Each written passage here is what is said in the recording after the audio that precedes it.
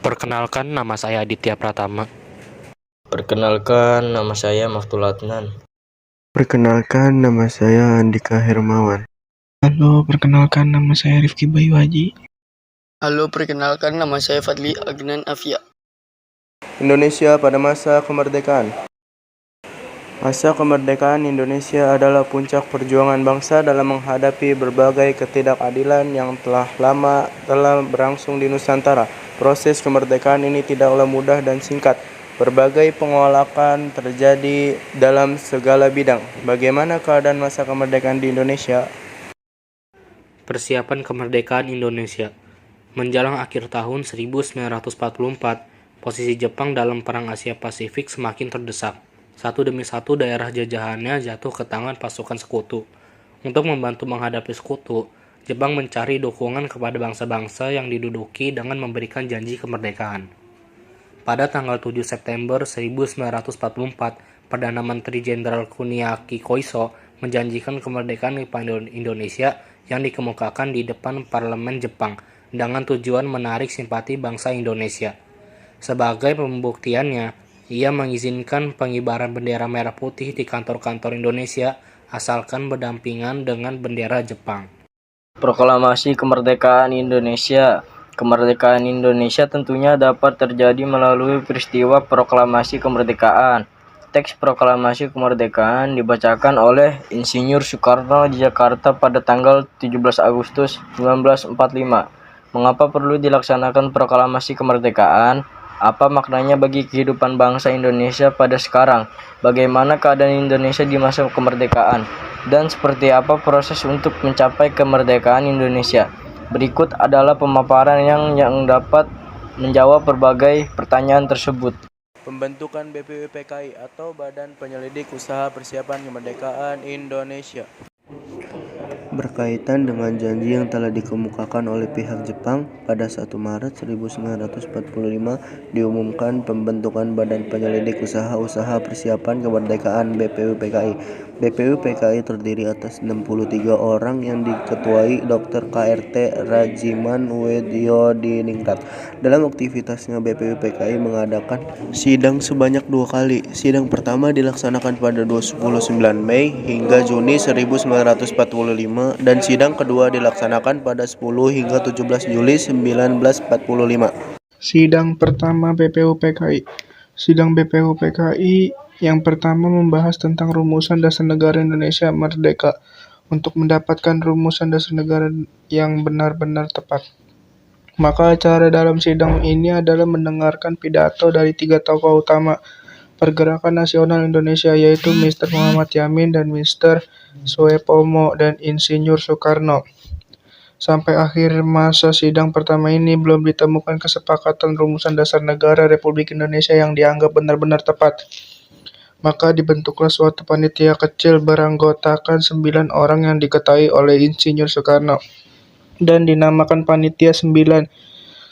Tugas Panitia 9 adalah mengolah usulan dari anggota BPUPKI mengenai dasar negara Republik Indonesia. Pertemuan Panitia 9 menghasilkan rumusan yang disebut Jakarta Charter atau Piagam Jakarta yang disetujui secara bulat dan ditandatangani pada tanggal 22 Juni 1945.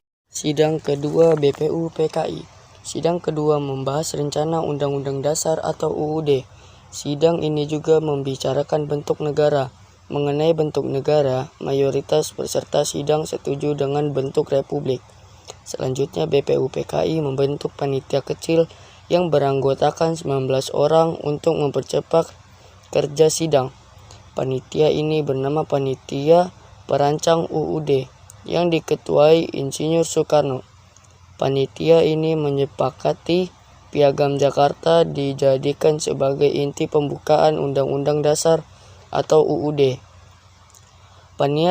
Panitia Perancang UUD juga membentuk panitia lebih kecil beranggota 7 orang yang diketuai oleh Soepomo untuk meruntuskan batang tumbuh UUD.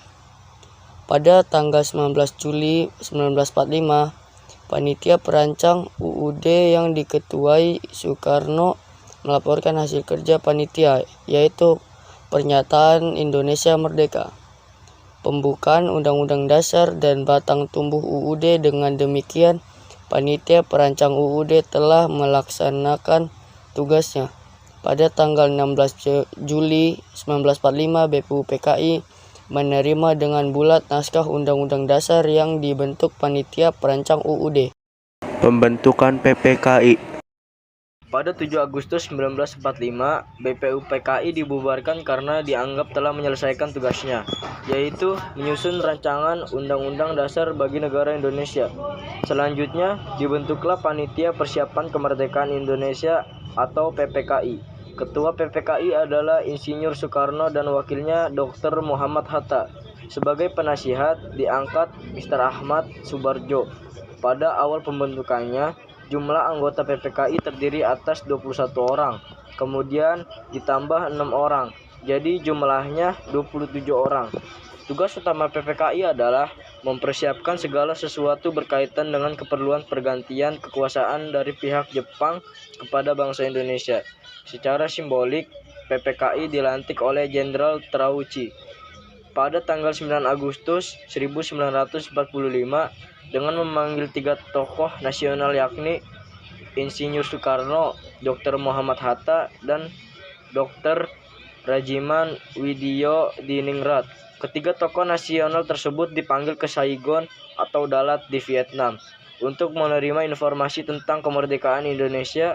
Informasi tersebut tak lain adalah pelaksanaan kemerdekaan akan dapat dilakukan dengan segera dan wilayah Indonesia adalah seluruh wilayah bekas jajahan Hindia dan Belanda.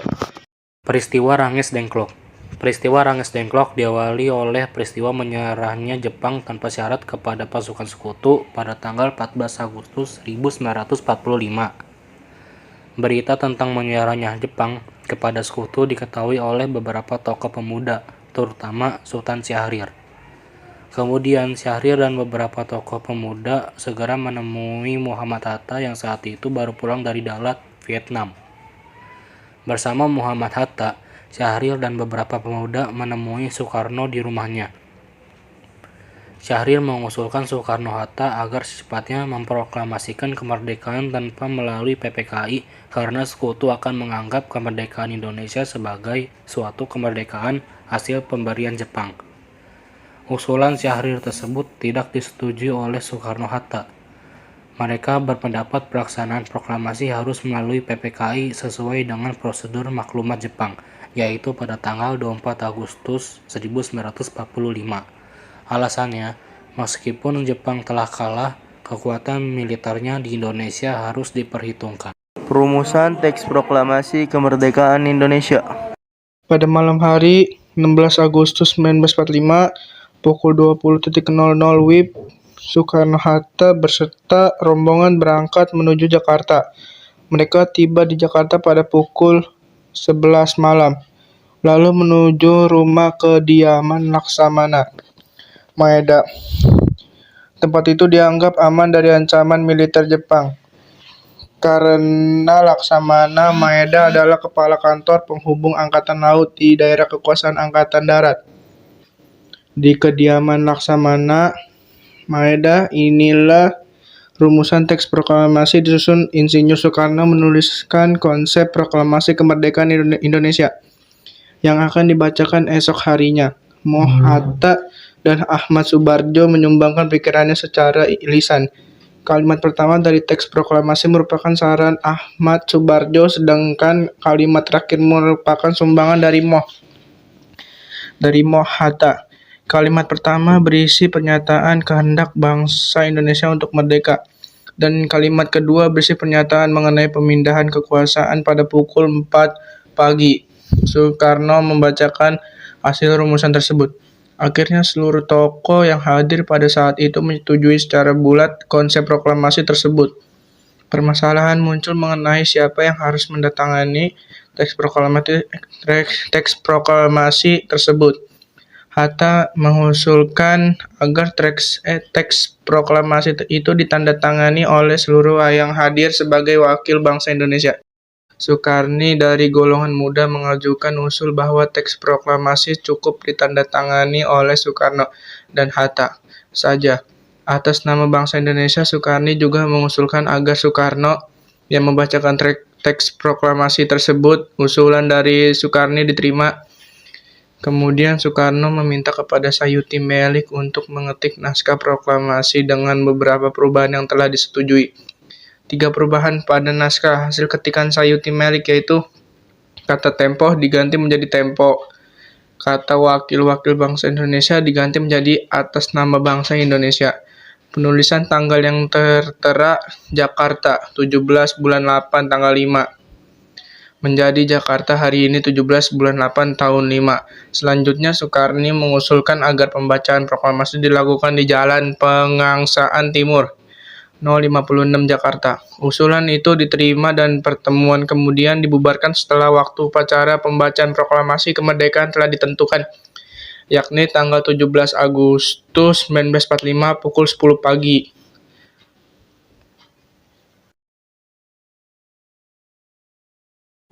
Proklamasi Kemerdekaan 17 Agustus 1945. Sejak pagi tanggal 17 Agustus 1945, persiapan upacara pembacaan proklamasi kemerdekaan dilakukan di Jalan Pegangsaan Timur nomor 56. Halaman rumah Soekarno sudah dipadati oleh massa menjelang pembacaan teks proklamasi. Dr. Muwardi memerintahkan kepada Latif Handraniningrat untuk menjaga keamanan pelaksanaan upacara. Latif melaksanakannya pengamanan dibantu oleh Arifin Abdurrahman untuk mengantisipasi gangguan tentara Jepang. Tepat pukul 10 waktu Indonesia Barat, upacara proklamasi kemerdekaan Indonesia dimulai. Setelah pidato dan pembacaan proklamasi selesai, kemudian dilakukan pengibaran bendera merah putih oleh Latif Hendraningrat dan suhud. Rakyat yang hadir serempak menyanyikan lagu kebangsaan Indonesia Raya. Upacara proklamasi ditutup oleh sambutan Wali Kota Jakarta, Suwiryo dan Dr. Muwardi. Peristiwa yang sangat bersejarah tersebut berlangsung secara sederhana dan hanya memakan waktu kurang dari 1 jam. Meskipun demikian, peristiwa tersebut membawa pengaruh yang luar biasa hebatnya bagi bangsa Indonesia.